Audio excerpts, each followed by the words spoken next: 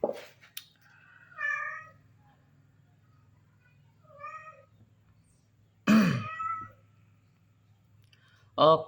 hello konten, welcome to my guys. Jadi sebelumnya seperti ini, aku mau cerita dulu, aku udah nge-unboxing barang ini.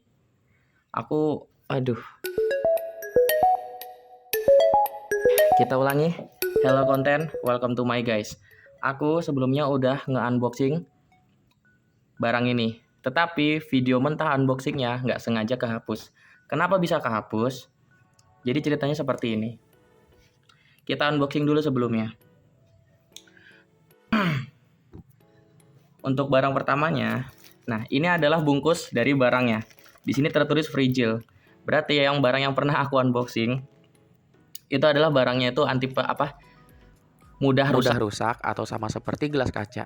Jadi, barangnya ini harus diperlakukannya tidak kasar, karena jika kasar, barangnya ini akan gampang rusak.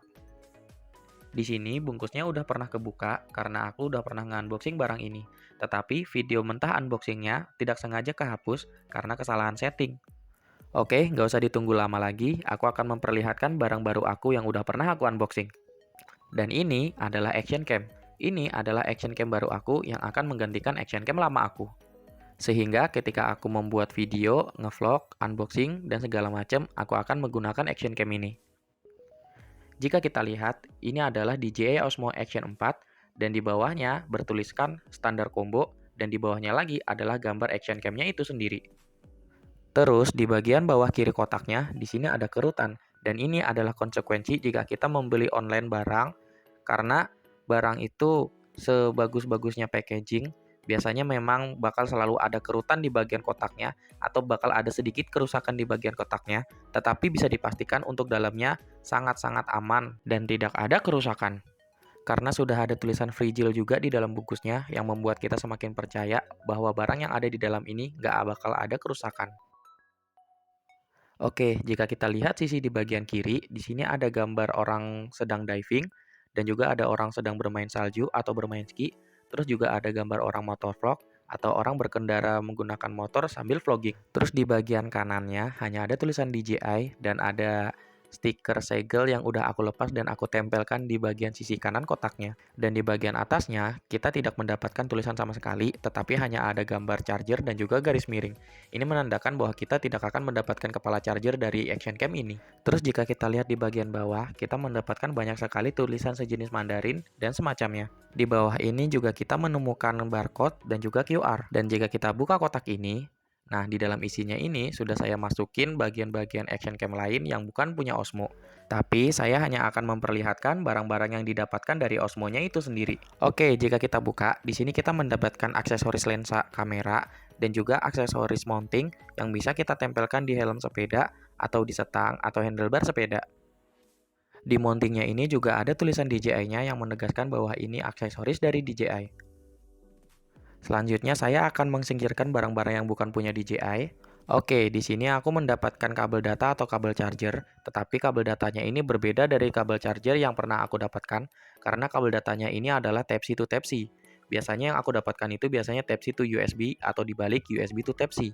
Oke, kita masukin lagi kabel datanya, dan di sini ada pengawet. Oke, di sini kita menemukan chargeran kodok, dan ini bukan punya DJI Osmo-nya, karena ini adalah chargeran kodok action cam lama aku. Dan termasuk action cam yang ada di dalam kotak ini bukan punya DJI. Nah, selain itu, kita juga mendapatkan kertas-kertas surat-surat segala macam, seperti surat nota dan juga surat garansi. Kita juga mendapatkan QR di dalam kertasnya ini, dan di sini QR-nya ada dua, depan belakang. Di sini kita juga mendapatkan buku tutorial, dan di dalam buku tutorialnya juga tertera QR. Terus di sini kita juga mendapatkan stiker dari DJI-nya dan setiap stikernya itu logonya macam-macam, gambarnya macam-macam. Ada yang cuma gambar DJI-nya doang, ada gambar drone, terus juga gambar DJI dengan logo yang bermacam-macam. Oke, di sini kita juga mendapatkan manual book. Terus jika kita buka manual booknya, di dalamnya itu adalah tulisan Cina rata-rata, tapi juga ada tulisan bahasa Inggrisnya. Oke, di sini menurut saya tulisannya kecil sekali, kita masukin aja dulu. Nah, selain aksesoris-aksesoris yang kita dapatkan tadi, jelas kita akan mendapatkan action cam atau kamera DJI Osmo Action 4-nya. Dan ini adalah kamera DJI Osmo Action 4-nya. Nah, untuk action cam Osmo-nya itu sebenarnya dimasukin di dalam kotak seperti ini dan kotaknya kecil. Jadi di dalam kotak ada kotak lagi sebenarnya. Terus di sini ada stiker warna oranye yang harusnya bertempel di depan lensa Osmo-nya, tetapi udah aku lepas dan aku tempel di kotak kecilnya ini. Oke, sebelum kita mereview action cam-nya, kita akan mereview casing-nya dulu. Oke, kita lanjut lagi videonya. Tadi ada iklan sedikit dikarenakan alat rekaman aku itu gampang panas kameranya. Jadi aku istirahatkan sebentar dan aku angin-anginkan pakai kipas angin gitu. Aku dinginkan sebentar kayak gitu. Nah, habis itu kita lanjut lagi videonya. Dan ini adalah action cam atau pemeran utamanya. Ini adalah DJI Osmo Action 4. Oke, DJI Osmo Action 4. Dan sebelum kita mereview action cam-nya, kita review dulu casingnya. Nah, untuk casingnya sendiri, oke, kita lepas dulu yang sebelah sini, baru bisa dilepas casingnya. Nah, untuk casingnya sendiri, ini menurut aku unik banget karena berbeda dari action cam pada umumnya yang pernah aku beli. Nah, untuk casing dari Osmo ini, menurut aku ini casingnya ini kayak dia itu fleksibel ya. Bukan dibilang fleksibel, tapi ini casingnya itu menurut aku hitungannya casing khusus untuk potret. Biasanya kalau casing action cam yang dikasih atau bawaan dari kotakan DJI Osmo-nya ini, itu casingnya itu dikasihnya casingnya landscape atau casing horizontal buat video horizontal. Tapi di sini kita dikasihnya casing portrait. Jadi untuk mountingnya juga terpisah, nggak langsung nempel di casingnya sendiri.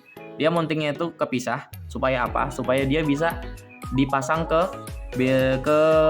mode portrait ataupun landscape kayak gitu. Kalau misalkan kita pasang di mode portrait, mountingnya jadi kayak gini. Dan kalau kita pasang DJI Osmo-nya, kita pasang action camera-nya, dia jadinya modelnya kayak gini. Nah, terus kenapa saya bilang kalau casingnya ini adalah casing portrait? Karena tanpa kita pasang casingnya ini, si Osmo-nya ini sudah bisa dibuat ngevlog dikarenakan mountingnya ini tidak terhubung dengan casingnya itu sendiri.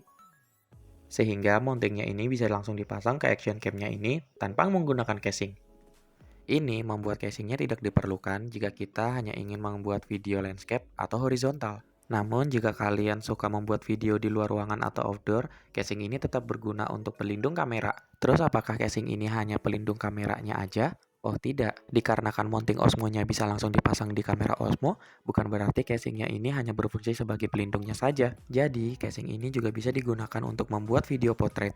Caranya kalian tinggal melepas mounting dari action cam-nya itu sendiri dan kalian pasang ke sebelah kanan casing action cam-nya itu sendiri. Dan mungkin kalian bertanya, dikarenakan mountingnya ini tidak integrated dengan casingnya itu sendiri, apakah mountingnya ini gampang terlepas? Apakah mountingnya ini tidak sekuat mounting pada action cam yang lain? Hal itu tentu saja tidak, dikarenakan mountingnya ini memiliki magnet di dalamnya beserta alat pengancing atau cengkraman yang membuat mountingnya ini tidak mudah terlepas. Selain itu di bagian bawah action cam dan juga samping casingnya juga tertanam sebuah magnet dan juga lapisan karet untuk membuat cengkraman dari mountingnya itu semakin kuat dan tidak mudah terlepas. Makanya jika kita lihat sisi kanan dari casingnya ini terlihat lebih tebal daripada sisi yang lain. Sehingga fungsi dari magnetnya ini untuk menempelkan antara action cam dan juga mounting, sedangkan kancing dan juga karetnya berfungsi agar mountingnya tidak tergeser atau terlepas. Karena jika mountingnya ini hanya mengandalkan magnet dan tidak memiliki kancingan dan juga karet, mounting ini bakal mudah tergeser dan juga terlepas. Di sini bisa kita lihat ketika aku menggoyangkan action cam-nya, mountingnya tidak mudah terlepas.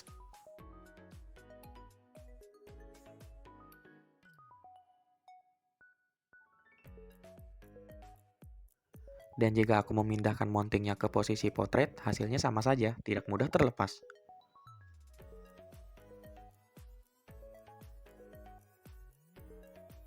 Jika kita nyalakan Osmo-nya ini, power dari Osmo-nya ini berada di sebelah kiri, berbeda dengan GoPro Hero 7 yang aku punya sebelumnya, yaitu powernya ada di sebelah kanan. kita nyalakan lagi Osmo 4-nya. Nah, di sini Osmo 4-nya tertera, nggak ada kartu eksternalnya karena memang aku lagi nggak masukin kartu eksternalnya. Terus sebelumnya kan aku tadi cerita aku tuh udah bikin video unboxing sebelumnya untuk DJI Osmo Action 4 ini. Tapi kenapa videonya bisa kehapus? Karena di saat aku di saat aku memasukin kartu eksternal ke Osmo Action 4 ini, nah Action 4-nya ini nggak bisa ngebaca kartu eksternalnya dan dia harus ngesetting segala macam agar kartu eksternalnya itu bisa kebaca di DJI Osmo Action 4 ini. Habis itu di saat saya setting segala macam, misal habis itu kita setting segala macam, kita geser ke kiri, ternyata ini adalah mode, kita geser ke kanan, ini mode juga, geser ke bawah, ternyata ini resolusi, khusus buat setting resolusi, dan geser ke atas, nah ini settingnya secara umum. Habis itu saya ngelihat ada gambar setting kayak gitu, gambar setting gitu kan. Oke, kita lanjutkan lagi. Terus habis itu saya otak-atik biar memori eksternalnya itu bisa kebaca kan. Terus kita Di saat saya geser dari atas, ada gambar setting atau gambar baut atau mur dan saya pencet gambarnya. Dan di sini kita menemukan settingan format untuk memori eksternal. Di sini tulisan formatnya gelap dan tidak bisa dipencet dikarenakan aku tidak memasukkan memori eksternal pada Action Cam ini. Dan kemarin di saat aku memasukkan memori eksternal aku ke dalam Osmo ini, aku tidak sengaja menghapus unboxing video mentah aku melalui settingan format ini. Dan kenapa aku harus men-setting format dari Osmonya ini? Karena jika aku tidak men-setting format, memori eksternal yang aku masukkan ke dalam Osmonya ini tidak terbaca. Sehingga Osmonya ini menganggap bahwa kita belum memasukkan memori eksternal dan terjadilah kejadian yang tidak saya inginkan, yaitu terhapusnya video mentah unboxing awal aku. Awalnya aku mengira video mentah unboxingnya masih aman-aman aja karena aku mengingat bahwa video mentah unboxingnya itu tersimpan di memori internal alat perekam yang sedang aku pakai saat ini. Namun di saat aku periksa di alat perekamnya ini, video mentahnya sudah tidak ada dan itu membuat aku sadar bahwa video mentahnya itu tersimpan di memori eksternal. Itu membuat aku galau sampai nggak bisa tidur dikarenakan momen unboxingnya itu tidak bisa diulang lagi. Oke, kita kembali ke review. Di sini kita juga mendapatkan setting atau fitur-fitur yang lain seperti snapshot, pertinjauan layar, dan juga kontrol suara. Terus kita juga mendapatkan fitur settingan kompresi video, settingan mikrofon, kode waktu. Di sini kita juga bisa menerima pesan. Habis itu layar merekam saya setting 3 detik. Habis itu layar mati saya setting 5 menit sebelum layarnya mati. Terus di sini ada fitur live streaming, belum pernah saya otak-atik, dan juga ada pengendalian Bluetooth. Habis itu ada settingan bahasa Indonesia dan juga tanggal dan waktu. Terus di sini ada setelan pabrik dan juga restart pabrik, ada juga info perangkat dan juga info kepatuhan. Di sini juga ada settingan tingkat kecerahan dan saya setting paling terang dikarenakan saya suka ngevlog di siang hari dan di luar ruangan. Oke, ngomongin tingkat kecerahan, walaupun aku setting di sini 100% atau paling terang tingkat kecerahannya, menurut aku nggak bakal bikin kameranya itu boros baterai segala macam. Dikarenakan apa? Dikarenakan kamera ini ketika kita merekam lama, layarnya otomatis mati, sehingga membuat baterainya itu lebih hemat ketimbang kalau layarnya itu nyala terus-menerus. Dan menurut aku nggak cuma di DJI Osmo aja, semua action cam yang pernah aku punya, ketika kita merekamnya lama, otomatis layarnya bakal mati sendiri. Dan nggak heran kalau misalkan action cam itu layarnya mati sendiri ketika kita merekam secara lama. Terus jika layarnya mati, bukan berarti perekamannya berhenti dan juga kameranya mati secara keseluruhan. Perekamannya tetap berjalan, jadi nggak usah heran misalkan layarnya mati dan kalian kira kameranya mati secara keseluruhan. Perekamannya masih berlangsung dan kameranya tetap nyala, hanya layarnya aja yang mati untuk menghemat baterai. Jadi nggak usah heran kalau misalkan layarnya mati, tapi kalian masih tetap bisa ngerekam, kayak gitu. Dan kalau kalian mau menyalakan rekamannya, kalian tinggal ketuk layar kameranya aja, jika kamera yang kalian punya itu adalah touchscreen. Dan di sini ada fitur yang lain, seperti mode kunci, kontrol suara, QoS, alih layar, video foto, mode slow, time-lapse, hyper time-lapse, dan juga simpan ke C1. Dan itu adalah beberapa fitur atau macam-macam setting atau software yang ada di Osmo Action 4 ini. Nah, sebelum saya matikan Action Cam ini, saya akan memberitahu yang lain juga, seperti layar depan yang ada di Osmo ini. Nah, kalau kamera aku sebelumnya, layarnya itu cuma ada di belakang, sedangkan yang di depan itu cuma hitam putih aja, digital doang, bukan berwarna layarnya. Dan layar depannya di Osmo ini, selain ada layarnya yang berwarna di depan, nah layar di depan ini juga bisa di touchscreen juga. Jadi kalau kita mau ngatur segala macam, mau ngatur setting-setting segala macam juga bisa lewat layar depan. Nah sekarang kita bandingkan action cam aku yang lama, yaitu GoPro Hero 7 Black. Dan Hero 7 ini udah nemenin aku ngevlog dari tahun 2023, jadi sekitar 2 tahun yang lalu. Terus kalau kita bandingkan, ukurannya jauh banget menurut aku. Osmo 4 itu lebih besar daripada Hero 7. Dan juga untuk casingnya, menurut aku pribadi, casingnya Hero 7 itu malah lebih solid daripada Osmo 4. Koreksi sedikit, maksudnya bukan lebih solid. Casing Hero 7 itu menurut aku kalau dilihat aja, kelihatan lebih rapat jika dimasukin ke action cam-nya itu sendiri dibandingkan Osmo 4. Casingnya Osmo 4 jika pas dimasukin ke casingnya itu kelihatannya masih ada sela-selanya yang bisa dimasukin air kayak gitu dibandingkan Hero 7. Terus selain perbedaan ukuran dari action camnya itu sendiri, untuk casing Hero 7 itu casingnya cuma bisa dipakai untuk membuat video landscape atau horizontal, sedangkan Osmo 4 casingnya bisa dipakai untuk membuat video potret maupun landscape. Jadi lebih gampang, lebih praktis, dan satu benda aja multifungsi seperti itu. Berbeda dengan Hero 7 yang aku pakai, yang aku butuh beli casing lain lagi, casing potret sendiri untuk bisa membuat video potret. Oke, ini adalah casing potret buat GoPro, tetapi ini bukan casing asal atau pabrikan dari GoPro-nya itu sendiri, karena ini adalah casing 3D printer, dan casing ini nggak waterproof, dimana kalau GoPro itu waterproof jika dipasang casing, sedangkan kalau dilepas GoPro-nya nggak bakal waterproof, karena ini aku belinya second ya kan. Nah, jadi di saat aku memakai casing potret, GoPro-nya ini nggak tahan air atau tidak waterproof, sedangkan kalau aku pakai casing landscape, GoPro-nya baru tahan air, kayak gitu. Oke, selain aku punya casing potret buat GoPro aku juga punya adaptor mounting yang bikin casing landscape GoPro aku bisa dipakai buat potret. Terus mountingnya ini juga 3D printer karena aku juga belinya barengan dengan casing potret aku. Terus juga aku mau memperlihatkan baut yang aku dapatkan dari Osmo, dan ini bentuknya berbeda banget dari yang punya GoPro. Dimana kalau punya GoPro itu bautnya itu punya 4 sisi atau 4 cabang, sedangkan baut yang dikasih dari Osmo itu adalah cuman punya 2 cabang aja. Itu aja sih perbedaannya. Oke, sekarang coba kita buka si Hero 7 ini dari casingnya. Dan kondisinya ini menurut aku ya sangat lumayan tidak karuan. Kenapa bisa disebut tidak karuan? Karena emang pemakaian aku lumayan brutal dari GoPro Hero 7 ini, dimana kayak kulit karetnya ini udah terkelupas, banyak banget yang terkelupas. Ya karena aku sering bawa buat gowe segala macam, aku juga sering pernah jatuh di saat aku rekaman. Jadi kondisinya ya seperti ini bisa kalian lihat. Berbeda dengan Osmo aku yang masih baru, yang belum dapat luka apa-apa segala macam. Kulitnya belum kenapa-napa, nggak ada lecet di segala macam karena ini masih baru ya. Osmo ini aku belinya baru, sedangkan GoPro ini aku belinya second di 2023. Terus cara memasukin action camnya juga ke casing itu juga berbeda banget antara GoPro dan juga Osmo. Dimana kalau GoPro itu masukin action camnya itu dari belakang casing, sedangkan Osmo 4 itu cara memasukinnya dari depan casing, seperti itu. Nah, untuk memasukin Osmo Action 4-nya ini ke casingnya itu sendiri, ini menurut aku agak ngeri karena dia itu harus memekarkan atau melebarkan casingnya itu sendiri agar Osmo 4-nya itu bisa masuk.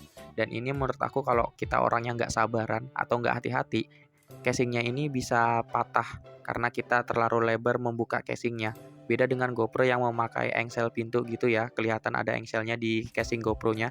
Nah, kalau casing Action 4 itu dia nggak ada engselnya sama sekali. Dia itu caranya memekarkan casingnya itu sendiri.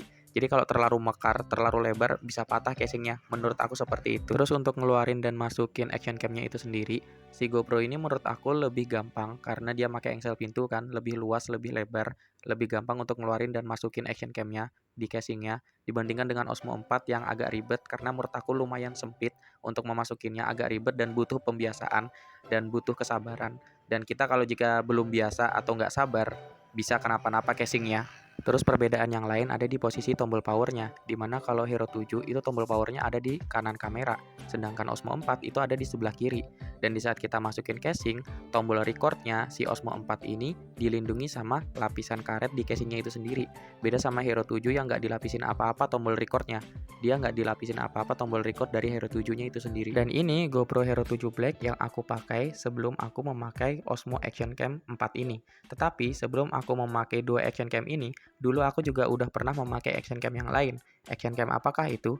Dan ini dia. Ini adalah Brica B Pro 5. Nah, ukuran action cam Brica 5 ini lebih kecil lagi daripada Hero 7, apalagi Osmo 4. Nah, berbeda dari Hero 7 dan juga Osmo 4, si Brica 5 ini tidak touchscreen, layarnya tidak bisa disentuh atau bukan layar sentuh.